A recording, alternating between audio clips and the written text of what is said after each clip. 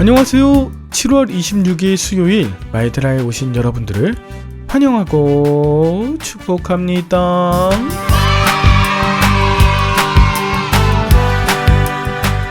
지난 21일 금요일 저녁 금요기도회를 마치고 집에 가기 전에 교회 근처에 있는 호식이 2마리 치킨 초월점에서 치킨을 주문했어요. 중복이었잖아요.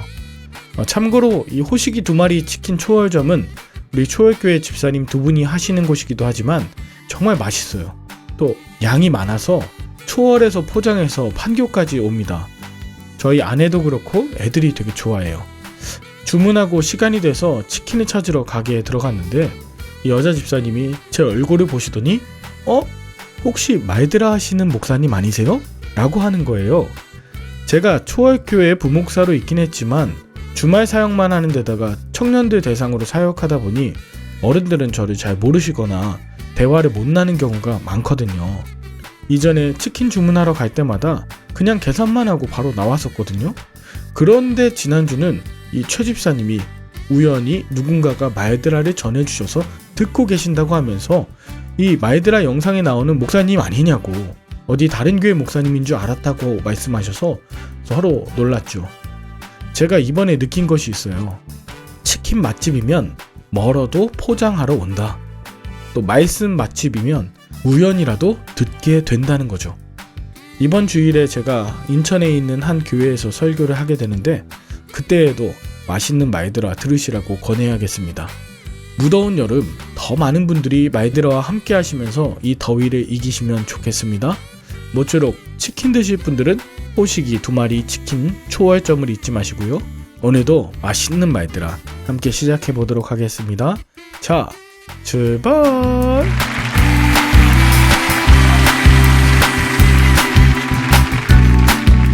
오늘은 로마서 7장에 대해 묵상해 봅니다. 오늘 본문은 그리스도인과 율법에 관한 내용인데요. 바울은 남편과 함께 살던 여인이 남편이 죽으면 그 남편의 법에서 벗어나는 것처럼 그리스도의 몸으로 인해 율법에 대해 죽은 형제들이 더 이상 율법에 얽매이지 않는다고 말합니다. 남편이 죽은 상태에서 다른 사람을 만나는 것은 자연스럽게 있을 수 있는 일이지만 남편이 있는 여인이 다른 남자를 만난다? 그러면 그것은 간음이 되는 것이죠. 율법에 매여 있다는 것은 법을 지키지 않는다는 말이 아니라 율법의 노예로서 살지 않는다는 뜻이에요. 우리도 법이 있기 때문에 어쩔 수 없이 악행을 피하는 경우가 얼마나 많습니까? 그런데 그리스도인들은 예수님을 향한 사랑 때문에 이젠 자발적인 마음으로 그 생명의 법을 지키고 주님의 뜻에 기쁘게 순종하는 자가 됩니다. 이것은 율법이 그리스도인의 앞에서 없어지는 것이 아니라 그 율법에 매이지 않고 예수님을 사랑하는 새로운 사랑의 법에 매이게 된다는 것이에요. 사랑은 두려움과 열심만으로 지킬 수 없는 것들을 목숨 걸고 지키게 합니다. 이제 바울은 율법의 선하고 좋은 면을 강조합니다. 율법을 통해 죄가 구체적으로 드러나기 때문에 성도들은 오히려 율법을 더 잘 알아야 하죠. 마찬가지입니다. 예수를 믿으면 오히려 율법을 더 잘 알고 잘 지켜야 합니다. 그 율법으로 남을 판단하고 정죄하는 것이 아니라 자기의 죄를 보고 회개하는 도구로 삼는 것이죠.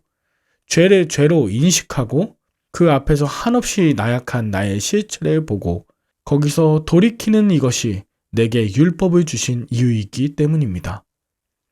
자, 그리스도의 사랑으로 구원받은 성도라 할지라도 죄와 유혹 많은 세상에 내적 갈등이 생기게 됩니다. 아니, 내적 갈등이 생길 수밖에 없습니다. 이것은 신앙이 성숙해지고 말씀과 가까워지면 가까워질수록 자신의 죄를 보는 눈이 달라져 죄가 더 잘 보이기 때문입니다. 믿음으로 구원받고 은혜를 받았는데 자신의 삶과 환경이 이전과 같을 때 은혜를 받기 전보다 오히려 더 괴롭습니다. 그때 중요한 것이 바로 다른 사람과 상황을 바라보며 탓하지 않는 거예요. 오히려 내적인 갈등과 절망 중에 나의 그 마음을 갖고 믿음의 공동체에 속하여 나누는 것이 굉장히 중요합니다. 죄가 보여도 혼자 있으면 죄 아래 무뎌지기 쉽기 때문에 이렇게 믿음의 공동체에 속한 나눔이 매우 중요하다는 거예요. 게다가 오늘 사도 바울이 속사람과의 갈등 속에서 괴로워하면서 자신을 스스로 권고한 사람이라고 누가 사망의 몸에서 나를 건져내랴 합니다. 여러분, 구원받고 은혜를 받은 자만이 자기 죄를 더 보게 되고 성화를 위해서 몸부림칠 수 있습니다. 믿음이 있는 자가 이런 절망의 고백을 할 수 있습니다. 내 안에 있는 죄를 제대로 볼 때에 성화되어 갑니다. 자기 죄를 보고 스스로를 곤고한 자라고 애통해하며 절망의 고백을 하는 것이 진짜 은혜입니다. 이제 바울은 오늘 본문 25절에서 우리 주 예수 그리스도로 말미암아 하나님께 감사하리로다 이렇게 말해요. 스스로 절망하고 갈등하고 애통해하는 자에게 예수 그리스도께서 유일한 소망이라는 것이죠. 절망 많은 인생이 문제가 아니라 하나님의 말씀 앞에 깊이 절망하면 절망할수록 영적으로 깊고 건강한 사람이 되어 갑니다. 죄인을 치료하시는 예수님을 의지하는 인생이기 때문에 걱정 없습니다. 유일한 치료자이신 예수님만이 절망스러운 내 인생의 소망 되십니다. 여러분은 오늘 본문을 통해 무엇을 느끼셨나요? 저는 저의 내적 갈등 다루는 것에 대해서 익숙하지 않았습니다. 이걸 오픈했을 때 다른 사람들이 나를 어떻게 생각할까 하는 걱정이 들었죠.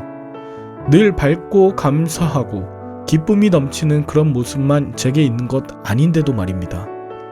그런데 오늘 바울을 보면서 참 많은 도전을 받습니다. 오호라, 나는 곤고한 사람이로다. 하나님의 법을 섬기며 자유함 가운데 사랑하며 섬기며 살고 싶은데 내 지체 속에 있는 또 다른 법이 죄의 법을 따르게 하고자 매일매일 나를 억누르고 유혹합니다. 감사한 건 그러는 와중에 제가 이 마이드라를 매일 놓지 않고 있다는 사실입니다. 이 마이드라를 통해 나의 연약함과 악함을 깨닫는 것 자체가 얼마나 감사한 일인지 몰라요. 내가 아닌 남을 판단하고 정죄하는 도구로 율법을 쓰고자 하는 약한 습성에서 자유하기 위해 부단히 노력할 것입니다. 마지막 호흡 멎는 그 순간까지 저는 날마다 이 죄의 법과 싸울 것입니다. 그러하기에 우리 주 하나님께 감사드립니다. 가장 힘들고 절망스러웠던 순간 말씀을 보게 하셨고 저의 죄를 깨닫게 해주신 이 하나님께 감사와 찬양을 올려드리는 여러분의 하루가 되었으면 좋겠습니다. 함께 기도할까요? 하나님 아버지, 주님을 만나기 전엔 세상에 얽매이는 삶을 살았습니다. 주님을 만나고 걸어가는 지금도 자꾸만 얽매이는 것들이 있습니다. 주님, 이런 저를 불쌍히 여겨 주옵소서. 율법으로 죄가 드러나게 해주셔서 회개함으로 진정한 자유를 누리게 하여 주옵소서. 내가 원하는 것과 하나님이 원하시는 것 사이에 큰 차이로 인해 절망하고 때로 주님을 멀리하고자 했던 저를 회개합니다. 죄 짓는 나 자신에 대해 더욱 절망하겠습니다. 그리고 오직 주님만이 나를 건지시고 고치시는 분이심을 담대히 선포하겠습니다. 마이드라를 통해 매일 나를 성화의 길로 인도하시는 예수님의 이름으로 기도 올리옵나이다. 아멘. 댓글에 찬양 링크 하나 올려놓겠습니다. 오늘 본문과 연관이 있는 것이니 들어보시고 은혜 되셨으면 좋겠고요. 내일은 로마서 8장으로 만나도록 하겠습니다. 샬롬.